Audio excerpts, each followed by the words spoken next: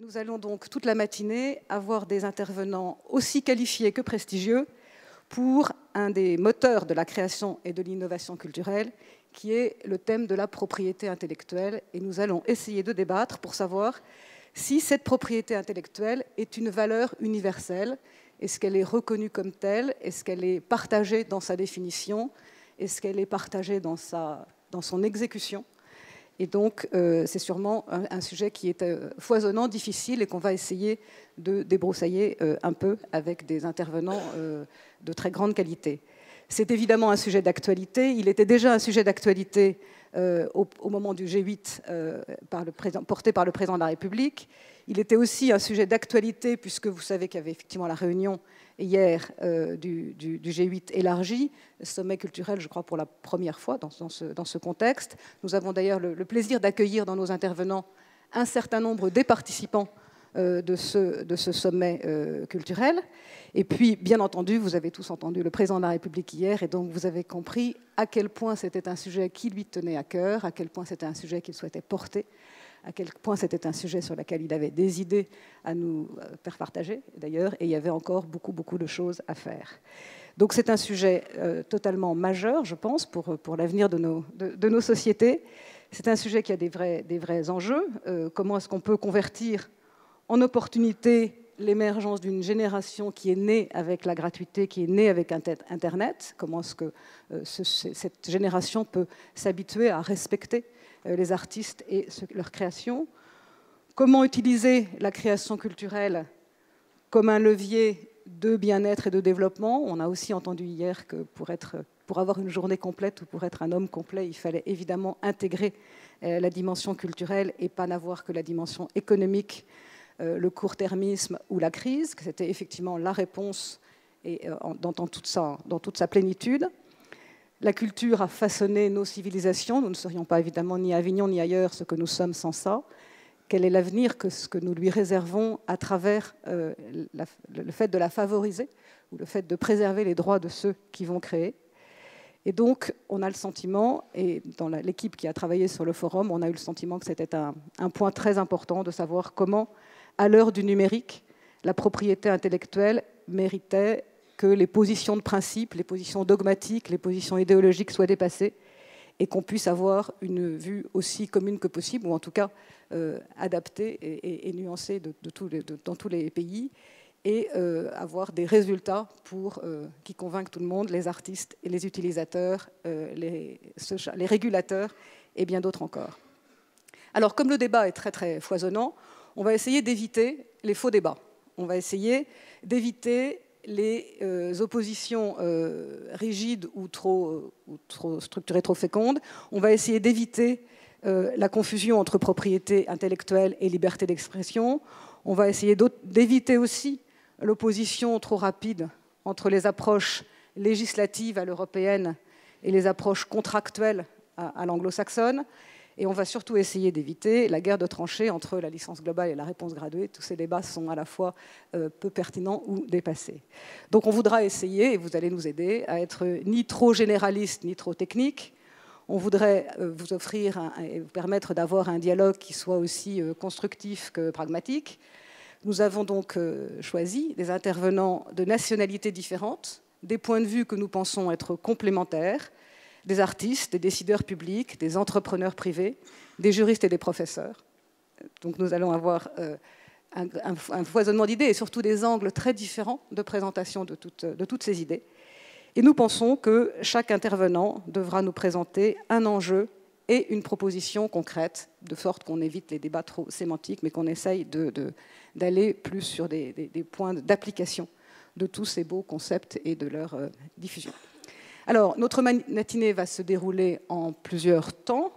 Un premier temps qui sera la rencontre des points de vue d'un juriste, James Bowles, et d'un économiste, Olivier Bomsel, pour cadrer le sujet et les grands enjeux de la propriété intellectuelle. Dans un deuxième temps, nous découvrirons les conclusions du comparatif international inédit sur la propriété intellectuelle réalisé dans 16 pays du G20 par Ernst & Young et par le Forum d'Avignon. Et c'est donc ceux qui sont derrière moi et qui vous présenteront les conclusions de leur étude et avec lesquels on aura un débat. Et vous verrez, il y a des tas de découvertes que nous avons faites, des choses qui sont confirmées, d'autres qui sont plus nouvelles. En tout cas, il y a beaucoup de points très passionnants. Et puis, nous aurons donc les conclusions de cette présentation seront faites par Bruno Perrin et Fabrice Naftalski. Et naturellement, notre cher Jules va aussi éclairer nos débats de son coup de crayon. Nous l'avons tous vu et admiré hier. Et franchement, je trouve que c'est une large part de nos débats. Dans un troisième moment, nous aurons un débat sous forme d'une table ronde avec des représentants du sommet culturel, des pouvoirs publics, de la culture et des industries culturelles. Madame Nelly Kroes, qui est donc la vice-présidente de la Commission européenne responsable pour la stratégie numérique, que je salue, qui est une habituée du Forum d'Avignon, donc merci d'être encore là cette année. Victoria Espinel, qui est responsable de la propriété intellectuelle auprès du gouvernement américain et du président Obama. Monsieur Francis Guéry, qui est donc le directeur général de l'OMPI, et que nous accueillerons en tout premier tout à l'heure dans notre table ronde. Elisabeth Niggemann, qui est membre du Comité des sages et directrice générale de la Bibliothèque nationale d'Allemagne, et qui viendra nous faire part aussi de sa propre expérience, et elle est très vaste et précieuse. David Drummond, qui est senior vice-président de Google et directeur des affaires juridiques. Je l'ai perdu de vue, mais il est là, voilà. David est là. Et Fedele Confalonieri, qui est le président directeur général de Mediaset, et que nous avons l'honneur d'accueillir aussi. Et puis, nous aurons un débat avec la salle, et au premier lieu de ce débat, nous aurons la joie d'avoir un grand témoin, qui est Patrick Zelnick, le fondateur du label Naïve et le président de la Gaîté Lyrique, qui réagira sur les premières interventions et qui introduira le débat avec la salle dans une position dont il nous fera part. Ensuite, nous aurons une pause, et ensuite, ça ne se passera pas comme on avait prévu, puisque nous devions accueillir Jordi Savall, qui devait nous accompagner pour ce forum, qui devait nous expliquer sa position sur cette question très très importante, essentielle, et qu'il a traitée de manière assez singulière, assez particulière des droits de la propriété intellectuelle. Et il voulait aussi nous parler de sa passion et de son métier, et il voulait surtout nous interpréter de la musique et nous faire part de son immense talent, mais en audition directe. Malheureusement, il a été retenu et nous a appris cette nuit qu'il ne pouvait pas nous rejoindre aujourd'hui. Il en est infiniment désolé. Je vous prie bien sûr de l'excuser, mais franchement, c'était absolument impossible pour lui de nous rejoindre, et on en est tous désolés. Et on lui souhaite plein de très très bonnes choses.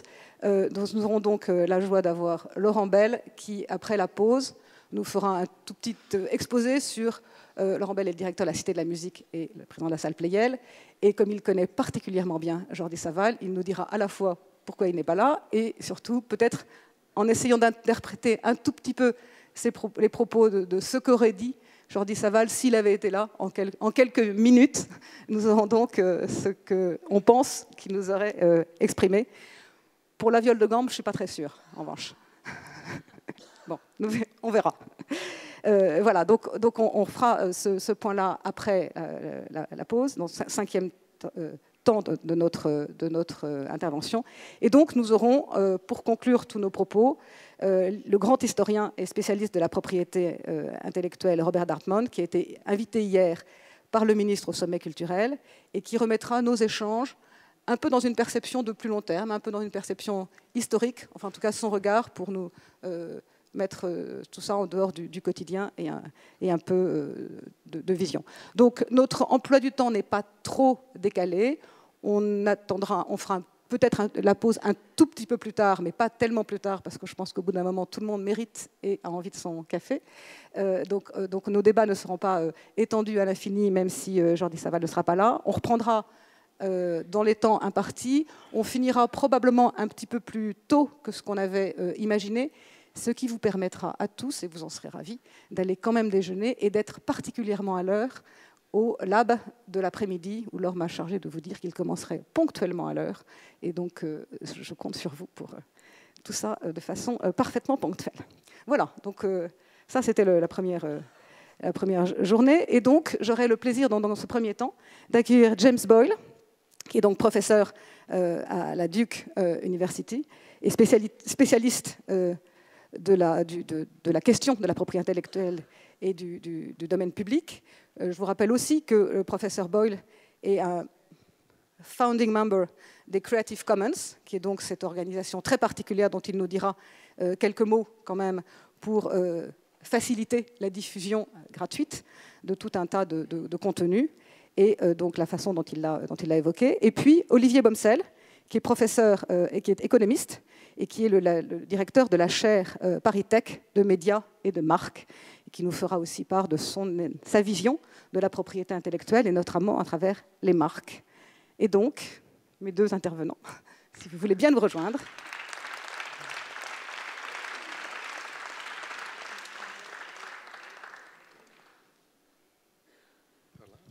Comme vous voulez, un micro chacun.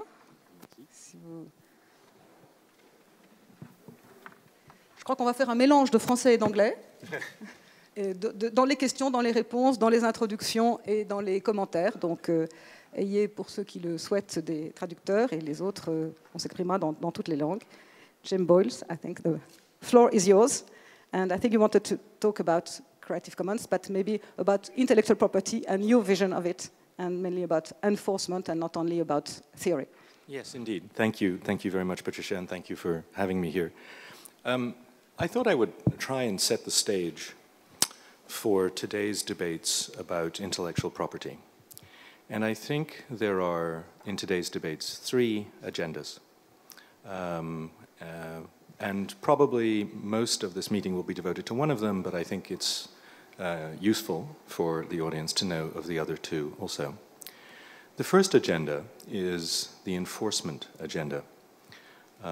This view starts from the assumption that intellectual property is needed as copying becomes cheaper, so that if you have a monk copying out Aristotle's Poetics in a scriptorum, you don't need copyright because you have control over the monk. You don't need to control the copy. As copying costs fall, intellectual property rights gain in importance. We start to need to control the copy. And as we have the Gutenberg press, the photocopier, the VCR, and then the internet, copyright becomes more and more important. The idea then is that as copying costs approach zero, control should approach infinity, should be almost perfect. In this vision, the more rights we have, the more enforcement mechanisms, the more creativity there will be. The second view, the development agenda, takes a very different point of view. It starts from the needs of human beings, particularly those in the developing world. It says that we need flexibility in intellectual property. It notes that countries such as the United Kingdom and the United States themselves used to take very different approaches towards intellectual property. Charles Dickens, in fact, toured the United States and said that they were a nation of pirates who were incapable of understanding copyright. The United States at that point in its history took an approach very similar to the one for which it now condemns many other countries around the world, an irony which historians find particularly delicious. The development agenda then seeks things like access to medicines, access to teaching materials. It says intellectual property must yield when those human demands are made. The third agenda is one you'll hear very little about. It's the boring agenda, that's what I would call it. It's extremely boring, ennuyant. Why is it boring? Because the boring agenda demands evidence, empirical evidence. It's humble. It says we have strong intuitions about what technologies will do, and they're almost always wrong. The Federal Communications Commission declared in 1975 that the cellular telephone would have 750,000 customers worldwide by 2010. Would that they had been right. Sadly, they were not. The boring agenda seeks balance, seeks democratic dialogue, is somewhat upset by the tendency nowadays for intellectual property to be made by treaties, the text of which is classified, something that I think is truly hilarious, because goodness knows what the population would do if they actually saw those inflammatory words about counterfeiting and about copyright. They might revolt. I mean, there might be riots in the streets. Nothing gets me more passionate than anti-circumvention measures, and I'm sure the same is true for you. Clearly, the last thing in a democracy that one should do is actually have democratic debate of important decisions about the futures of communications policy. And the boring agenda has no certainty. Both of the other two agendas have great moral certainty. The enforcement agenda knows that more is better and that rights must be controlled. The development agenda knows that the rights of the people are necessary and we must have access to medicines. Not quite clear in some cases how those medicines are going to be produced in the first place if there are not adequate incentives to encourage people to produce them. The boring agenda is much more humble. You will hear very little about the boring agenda today. The boring agenda is not well represented at international meetings. But the boring agenda, I would suggest, is one that we would look to for the future of intellectual property. It's one that says, let's look at the evidence. Europe had a database directive. It was supposed to make sure that there would be more creation of databases. Empirically, that was false. It turns out not to be true. Prices went up. Database creation did not go up. I am an empiricist. If the opposite had been true, I'd say, great, let's have a database directive. It turns out the database directive was terrible. The EU effectively said as much in empirical study, but you kept it, right? The boring agenda said, let's look at reality. Let's look at what works. Let's look at whether enforcement works. And sadly, the boring agenda is boring, balance, no moral certainty, empirical evidence, democratic debate, and as a result, as I said, we'll hear little about it today. Still, I have a faint hope that it might find a small place in your hearts. Thank you very much.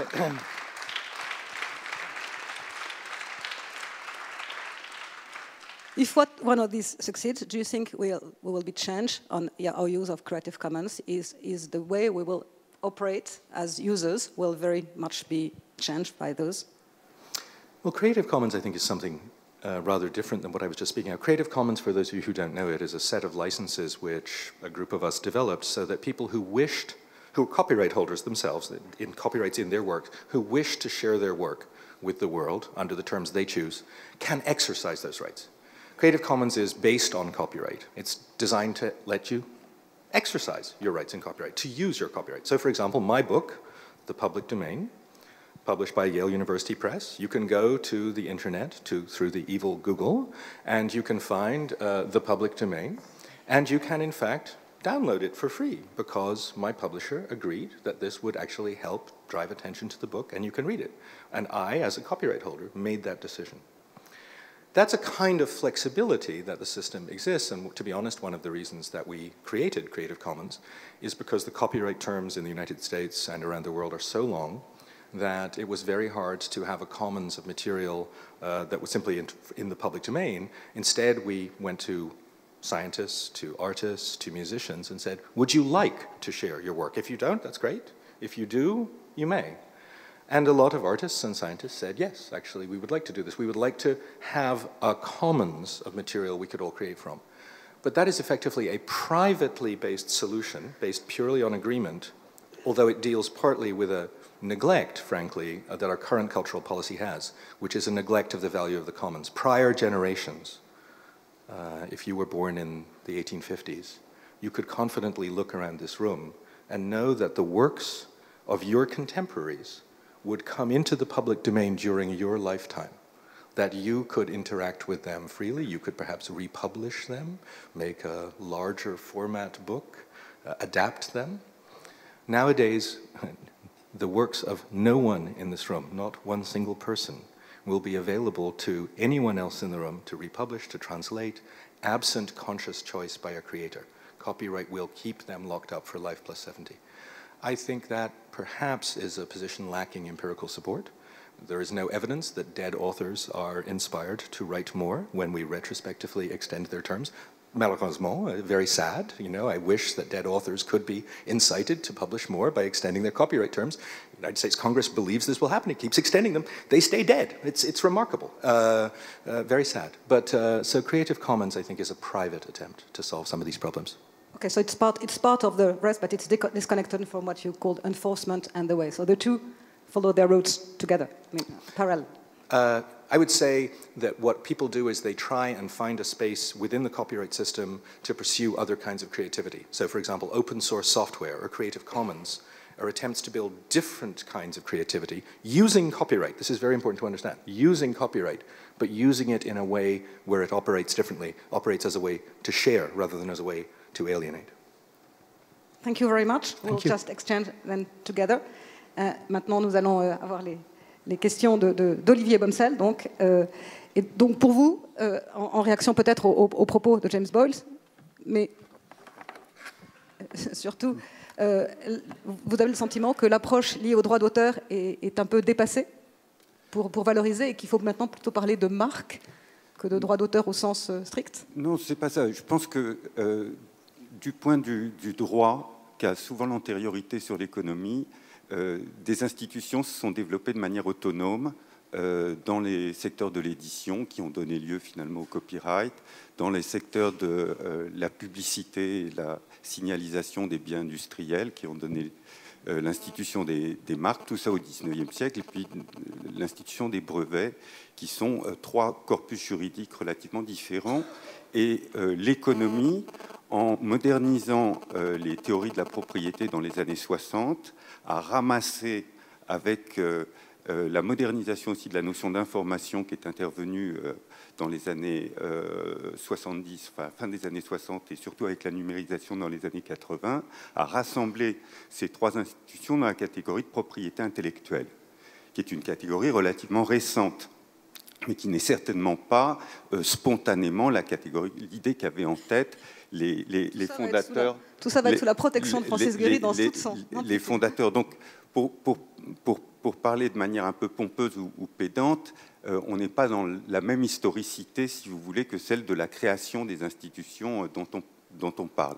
Et on est dans un moment nouveau de réévaluation, de réidentification avec les théories modernes de la propriété, de ce que sont ces trois institutions du droit. Ça, c'est pour le premier point.